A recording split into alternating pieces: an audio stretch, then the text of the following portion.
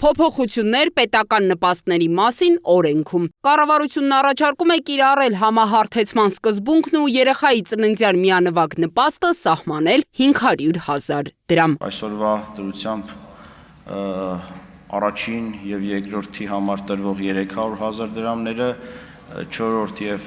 երրորդ և չորրորդի համար տրվող 1 միլիոն դրամները և 5-րդ և հաջորդի համար տրվող 1,5 միլիոն դրամների փոխարեն բոլորի համար սահմանել նույն չափը, այն է 500,000 դրամ, և մյուս առաջարկը վերաբերում է պետական նպաստների մասին օրենքով մի փոփոխության, ըստ որի միանվագ ծննդյան նպաստից և երրորդ և յուրաքանչյուր հաջորդ երեխայի նպաստից կարող են օգտվել այն դեպքում, եթե երեխան Հայաստանի Հանրապետության քաղաքացի է։ Նշեմ, որ քաղաքացիության պահանջը առաջարկում ենք կիրառել 2026 թվականի հունվարի 1-ից, իսկ համահարթեցման տրամաբանությունը կիրառել սկսած 26 թվականի սեպտեմբերի 1-ից։ Պետական նպաստների մասին օրենքում սա միակ փոփոխությունը չէ։ Նախագծի փաթեթով ներկայացված մյուս առաջարկը կապված է պետական կենսաթոշակների և նպաստների վճարման հետ։ Խոսքը վերաբերում է անկանխիկի անցման տրամաբանությամբ կենսաթոշակների և նպաստների ամբողջությամբ անկանխիկ եղանակով վճարմանը և նախատեսում ենք, որ այն կգործի 2026 թվականի ապրիլի 1-ից։ Նշեմ, որ թվով ավելի քան 660,000 կենսաթոշակ և նպաստ ստացող քաղաքացիներից շուրջ 58,000-ն են, որ ստանում են կանխիկ եղանակով, և նրանց համար կառավարությունը կսահմանի սահուն անցման մեխանիզմներ, այնպես, որ ապրիլի 1-ից բոլոր վճարումները կկատարվեն անկանխիկ եղանակով։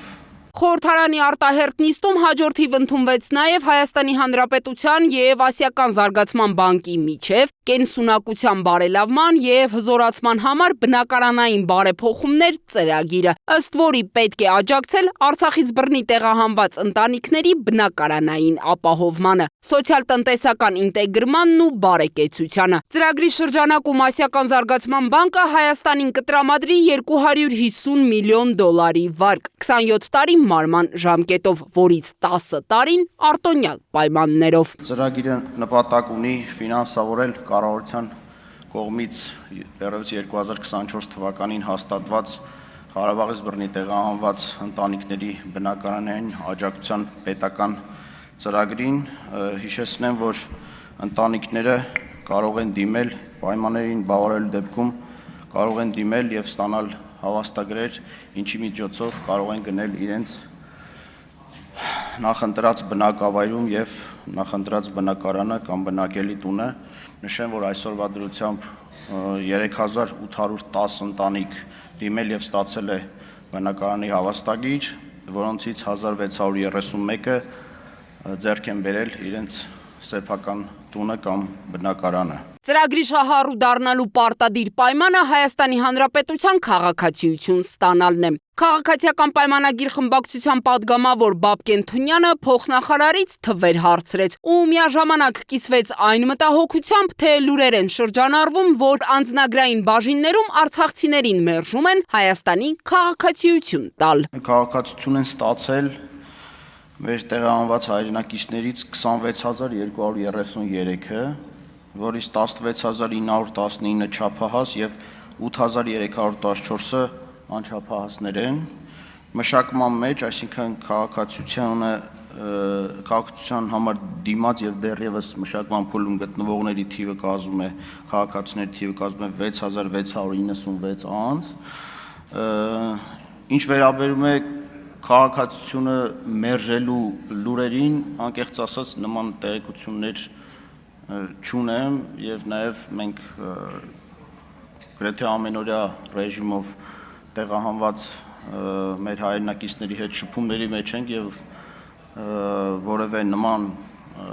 ահազանգ չենք լսել։ Արցախցիներին բնակֆոնդով ապահովելուց զատ Հայաստանը 50 միլիոն եվրոյի չափով վարկ կվերցնի նաև Եվրոպական ներդրումային բանկից, իրականացնելու դիմակայուն Սյունիք ծրագիրը։ Ինչպես նշեց նախագծի զեկուցող տարածքային կառավարման և ենթակառուցվածքների փոխնախարար Քրիստինե Ղալեչյանը, ծրագրի նպատակն է թիրախային աջակցության և բազմաճյուղ ներդրումների միջոցով բարձրացնել Սյունիքի մարզում տնտեսական դիմակայունությունն ու բարելավել բնակչության կենսամակարդակը։ Ծրագրի հիմնական ներդրումային առաջնահերթությունները, որոնք վարկային համաձայնագրով սահմանվել են, դրանք որակյալ առողջապահական բժշկական ծառայությունների զարգացումն է, որակյալ կրթության հասանելիությունը և մասնագիտական կարողությունների զարգացումը և ընդլայնումը, ջրամատակարարման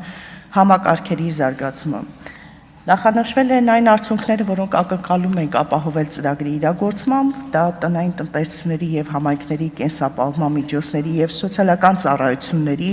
առողջապահություն, կրթություն, ջրամատակարարում հասանելիությունն է, ակնկալում ենք, որ կընդլայնվի տնտեսական գործունեության և զբաղվածության հնարավորությունները մարզում, ինչպես նաև կապահովի ջրամատակարարման համակարգերի կայունությունը, բնակչության համար խմելու ջրի որակն ու հուսալիությունը։ Այս նախագիծն էլ ստացավ դրական եզրակացություն, որին էլ հաջորդեց Հայաստանի Հանրապետության և Արաբական Միացյալ Էմիրությունների միջև քաղաքացիների վարորդական վկայականների փոխադարձ ճանաչման և փոխանակման մասին հուշագիրը վավերացնելու մասին օրինագիծը։ Հուշագիրը երկու երկրների միջև ստորագրվել է 2025 թվականի սեպտեմբերին։ Ինչպես զեկուցեց Հայաստանի ներքին գործերի փոխնախարար Արմեն Ղազարյանը, հուշագրի կողմերից յուրաքանչյուրը փոխադարձաբար ճանաչում է մյուս կողմի այն քաղաքացիների վավեր վարորդական վկայականները, որոնք տվյալ երկիր ժամանում են ոչ բնակության նպատակով։ Իսկ բնակության նպատակով ժամանող քաղաքացիների դեպքում